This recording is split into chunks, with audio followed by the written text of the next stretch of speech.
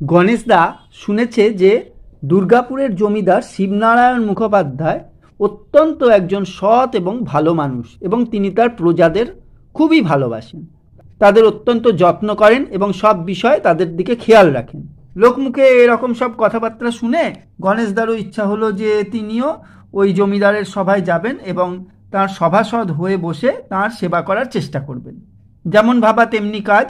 রাজবাঁধের বাড়ি থেকে বেরিয়ে তিনি দুর্গাপুরের রাস্তায় হাঁটা দিলেন। হাঁটতে হাঁটতে যাচ্ছেন আর ভাবছেন যে কিভাবে জমিদারের সভায় ঢোকা যায়। এমন সময় দেখলেন যে জমিদারের নায়েব ওই পথ দিয়েই হেঁটে আসছেন, কিন্তু তিনি নায়েবকে চিনতেন না। মশাই, আমি জমিদার বাড়ি যাব, তো রাস্তাটা কোন দিকে একটু আমাকে যদি দয়া করে বলে দেন। আরে কে তুমি? জমিদার বাড়িতে যাবে? চেনা নেই জানা নেই, কোথাকার কোন উটকো লোক? সাহস তো তোমার কম নয়। আর কি করতেই বা যাবে? আমি এই গ্রামের জমিদারের অনেক নামডাক শুনেছি তিনি অত্যন্ত ভালো মানুষ এবং সৎ মানুষ। তাই আমি চাই তার সভাসদ হয়ে তার সভায় ঢুকে তার সেবা করতে। তাই আমি জমিদার বাড়িতে যেতে চাই। রাস্তাটা তো ঠিক চিনি না, তাই আমি আপনাকে জিজ্ঞেস করছি, যদি দয়া করে একটু বলে দেন। ও বটে বটে, আমি আজ 25 বছর এই জমিদারের নায়েব হয়ে এই জমিদারের সভাসদ হিসাবে আছি। আমরা এত বছর এত কষ্ট করে তবে তার সেবা করার অধিকার পেয়েছি, আর তুমি কি না কোথাকার কোন উটকো লোক, বলা নেই কয়া নেই, হুট করে জমিদার বাড়িতে ঢুকে গিয়েই তার সভাসদ হয়ে বসার ইচ্ছা প্রকাশ করছো, তাই না? বেরোও এখান থেকে, দূর হও। আরে আমাকে এরমভাবে তাড়িয়ে দিচ্ছেন কেন? আমি তো খারাপ কিছু চাইছি না। আমি অত কিছু জানতে চাই না। তুমি এখান থেকে যাবে কি যাবে না? আচ্ছা ঠিক আছে, চলে যাচ্ছি। এই বলে গণেশদা তো সেদিনকার মতন সেখান থেকে চলে গেল। কিন্তু সহজে হাল ছাড়া আর হেরে যাবার পাত্র তো গণেশদা নয়। যেভাবেই হোক তাকে ওই জমিদারের সভাসদ হিসেবে ঢুকতেই হবে। তাই কয়েকদিন পরে আবার গণেশদা জমিদার বাড়ির দিকেই যেতে লাগলো। এবার একে ওকে তাকে জিজ্ঞেস করে সঠিক ঠিকানায় পৌঁছে গেল। জমিদার বাড়ির সামনে গণেশদা যেতেই দূর থেকে নায়েব তাকে লক্ষ্য করেছে এবং সঙ্গে সঙ্গে পেয়াদাকে পাঠিয়ে দিল যে তাকে দূর করে দিতে। এই কে তুই? কি চাস এখানে? বেরো এখান থেকে, ভালো হবে না বলছি। আরে আরে, চড়ছো কেন প্রহরী? এখানকার নায়েব আমাকে ডেকে পাঠিয়েছেন। তিনি বলেছেন যে আজকে এই সময় আসতে, তাহলে আমাকে জমিদারের সভায় নিয়ে যাবেন। কই, নায়েব তো আমাকে সে কথা কিছু বললেন না। নায়েব বললেন যে তোকে এখান থেকে তাড়িয়ে দিতে, আর তুই কিনা মিথ্যে কথা বলছিস।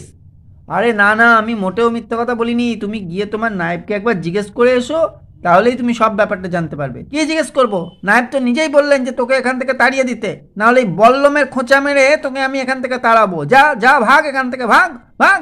কোনো উপায় না দেখে গণেশদা আবারও জমিদার বাড়ির সামনের থেকে ফিরে গেল। এবার মনে মনে পরিকল্পনা আঁটতে লাগলো যে কিভাবে ওই জমিদারের সভায় প্রবেশ করা যায়। একদিনকে দুপুরবেলা নায়েব ওই গ্রামে এক পুকুরে স্নান করছিল, আর তার সমস্ত জামাকাপড় ছিল পাড়ে। গণেশদা চুপি চুপি সেখানে এসে হাজির হলো। আরে বাহ, নায়েব তো দেখছি পুকুরে স্নান করছে, আর ওর জামা কাপড়গুলো সব খুলে পাড়ে রাখা আছে। বাহ বাহ বাহ, এ একটা ভালো সুযোগ পেয়েছি, তো দেখি সুযোগটাকে কাজে লাগাতে পারি কিনা। একটা বুদ্ধি আমার মাথায় খেলে গেছে। এই বলে গণেশদা নায়েবের জামা কাপড়গুলোকে টুকটুক করে সরিয়ে নিজের কাছে রেখে দিল এবং নিজেও একটা গাছের আড়ালে চুপ করে দাঁড়িয়ে থাকলো। ঠিক এমন সময় নায়েব স্নান শেষ করে উঠতে যাবে, দেখে পাড়ে তার বস্ত্র নেই। কি হলো? আমার জামা কাপড়গুলো কোথায় গেল? কে নিল আমার জামা কাপড়গুলো? আমি তো এখানে রেখেই পুকুরে স্নান করতে নেমেছি, তাহলে যাবে কোথায়? উধাও হয়ে গেল নাকি? এই, কে নিয়েছিস আমার জামা কাপড়? শিগগিরি দিয়ে দে। নায়েবের সঙ্গে মজা করা, 12টা বাজিয়ে ছেড়ে দেব।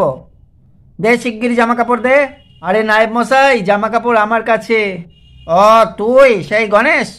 তা হতভাগা, এখানে কি করতে এসেছিস? আর আমার জামা কাপড়গুলোই বা নিয়েছিস কেন? তোর দেখছি খুব বার বেড়েছে। শিগগিরি দিয়ে দে আমার জামা কাপড় বলছি, নাহলে আমি স্নান করে পুকুর থেকে উঠতেই তো পারছি না। আরে নায়েব মশাই, চড়ছেন কেন? আপনার জামা কাপড় আমি নিয়ে কি করব? এ তো আপনাকে আমি দিয়ে দেবো, এখনই দিয়ে দেবো। খালি একটা শর্ত আছে। কি শর্ত? আমি যে শর্ত দেব আপনি মানবেন, বলুন আগে। এখন তো আমি ফ্যাসাদে পড়ে গেছি, ঠেলায় পড়েছি, কি করব? নাও, তুমি যা শর্ত বলবে আমাকে এখন মানা ছাড়া কোনো উপায় নেই, নাহলে তো আমাকে এভাবেই দাঁড়িয়ে থাকতে হবে ঘন্টার পর ঘন্টা। বলো কি শর্ত, বলো, আমি মানবো। পথে আসুন নায়েব মশাই, পথে আসুন। আমি বলছিলাম কি, আমি আপনাকে জামা কাপড় এক্ষুনি ফিরিয়ে দিচ্ছি, কিন্তু তার পরিবর্তে আমাকে কাঁধে নিয়ে এই রাস্তাটা হেঁটে জমিদার বাড়িতে যেতে হবে, আর জমিদারকে বলতে হবে আমাকে তাঁর সভাসদ হিসেবে নিয়োগ করার জন্য। কি আপনি রাজি? দেখুন।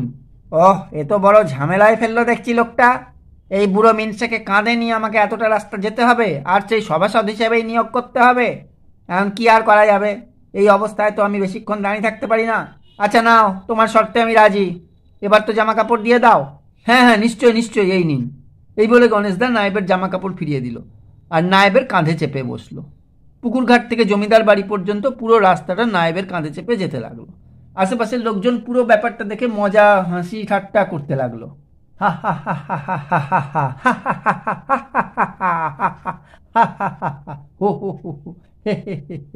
জমিদার বাড়ির কাছাকাছি এসে এবার গণেশদার মনে অন্য একটা মতলব খেলা করলো। গণেশদা মনে মনে ভাবলো, নায়েব যদি জমিদারের কাছে গিয়ে তাকে সভাসদ হিসেবে নিয়োগ করার কথা না বলে তাহলে তো মহা মুশকিলে পড়ে যাবে।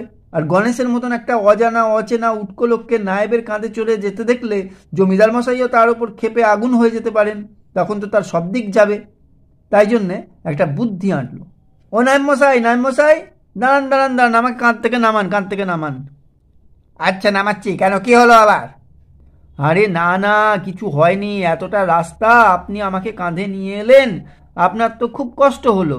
এর জন্য নায়েব মশাই আমি আপনার কাছে ক্ষমা চাইছি, আর এর প্রায়শ্চিত্ত হিসেবে বাকি রাস্তাটুকু আমি আপনাকে কাঁধে করে নিয়ে যাব। তুমি আমাকে কাঁধে করে নিয়ে যাবে? আমার যা কষ্ট হয়েছে, সে আর বলার কথা নয়। নাও নাও, চটপট আমাকে কাঁধে নাও, চলো। এই বলে গণেশদা নায়েবকে কাঁধে নিয়ে জমিদার বাড়ির দিকে হেঁটে যেতে লাগলো। ততক্ষণে পুরো বিষয়টা জমিদারের কানে পৌঁছে গেছে। জমিদার জেনে গেছেন যে তাঁর নায়েব মশাইয়ের কাঁধে চেপে গণেশ বলে একটি লোক তাঁর সভায় আসছে। তিনি প্রচণ্ড ক্ষিপ্ত হয়ে উঠেছেন এবং সঙ্গে সঙ্গে তিনি পেয়াদাকে ডেকে পাঠালেন। পেয়াদা, শিগগিরই যাও, গেটের সামনে গিয়ে দেখো যে নায়েব মশাইয়ের কাঁধে চেপে একটি লোক আমার বাড়ির দিকে আসছে। তুমি তাড়াতাড়ি গিয়ে সেই লোকটাকে মেরে এখান থেকে তাড়িয়ে দাও, আর নায়েব মশাইকে আমার বাড়িতে নিয়ে এসো। যাও, শিগগিরই যাও। যথা আজ্ঞা হুজুর, আমি এক্ষুনি যাচ্ছি। আর নায়েব মশাইয়ের কাঁধের লোকটিকে মেরে তাড়িয়ে দিয়ে নায়েব মশাইকে আমি শিগগিরই সবাই নিয়ে আসছি। এই গেলাম আর এলাম হুজুর। এই বলে পেয়াদা তো চলে গেল। কিন্তু আসল ঘটনা হলো, এই পেয়াদা সেদিনই প্রথম কাজে এসেছিল। সে হলো যে মূল পেয়াদা রোজ কাজ করে তারই ছেলে। সে কখনো এই সভায় আসেনি এবং নায়েবকে বা গণেশদাকে কাউকেই সে চেনে না। গণেশদার কাঁধে নায়েবকে দেখে সে উল্টোটাই ভাবলো, কারণ তার হুজুর তো তাকে বলে দিয়েছে নায়েবের কাঁধে একটা উটকো লোক আছে। তাই সে নায়েবকেই উটকো লোক মনে করে লাঠি দিয়ে পেটাতে লাগলো। এই যা যা, বেরো এখান থেকে, জমিদার মশাইয়ের হুকুম। তুই কিনা আমাদের নায়েব মশাইয়ের কাঁধে চেপে আসছিস? এত বড় তোর সাহস, এত বড় তোর স্পর্ধা, আজ তোকে আমি মেরে ছাতু করে ছাড়বো। নাম নাম এখান থেকে। আরে আরে, মারছিস কাকে, মারছিস কাকে? তুই আমাকে চিনিস না, তুই আমাকে চিনিস না? আমি নায়েব এখানকার, এই লোকটা উটকো লোক, একে মার। এ আবার উল্টো বুদ্ধি চালছে, আমাকে বলছে কিনা ও নায়েব। কি সুন্দর বুদ্ধি, বাবা বা বলিহারি যায়। এই বেরো বেরো, নাম এখান থেকে। ওরে বাবারে, মারছিস কেন? আর মারিস না। ওরে বাবারে, আর মারছিস কেন? মারিস না, মারিস না, মারিস না। আর আপনি তো নায়েব মশাই, চলুন, হুজুর বলে দিয়েছেন আপনাকে সসম্মানে তার সভায় নিয়ে যেতে। চলুন চলুন চলুন নায়েব মশাই। এই বলে প্রহরী নায়েব মশাইকে মারধর করে গণেশদাকে নিয়ে সভায় ঢুকে গেল। আরে তুমি কে? এই প্রহরী, তুই কাকে আনতে কাকে নিয়ে এসছিস? আমার নায়েব মশাই কই? মানে আমি তো নায়েব মশাইকে নিয়ে এসছি, আর উটকো লোকটাকে পিটিয়ে তাড়িয়ে দিয়েছি। কি উটকো লোক? ওই ছিল আমার নায়েব মশাই, আর এই লোকটাই উটকো লোক। ঠিক এমন সময় নায়েব মশাইয়ের প্রবেশ। হুজুর হুজুর, আমাকে বাঁচান হুজুর, এই লোকটার বুদ্ধির জোর দেখে আমি অবাক হয়ে গেলাম হুজুর। এই বলে নায়েব মশাই পুরো ঘটনাটা জমিদারকে বলল। জমিদার পুরো ঘটনাটা জানতে পেরে গণেশদার বুদ্ধি দেখে অভিভূত হয়ে গেল। ওহ বাপ রে বাপ, এত বুদ্ধি তোমার! তোমার বুদ্ধি দেখে আমি সত্যি অবাক হয়ে গেছি। এত অসাধারণ বুদ্ধিমান লোক আমি কোনোদিন কাউকে দেখিনি। তুমি তো যে কোনো সমস্যারই সমাধান করে দিতে পারবে দেখছি। বাহ বাহ বাহ, খুব ভালো খুব ভালো।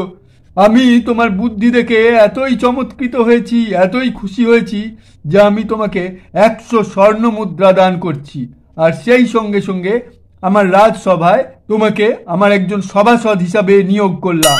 তোমরা সবাই শোনো, আজ থেকে গণেশ হলো আমার একজন সভাসদ। জয় হুজুরের জয়, জয় হুজুরের জয়।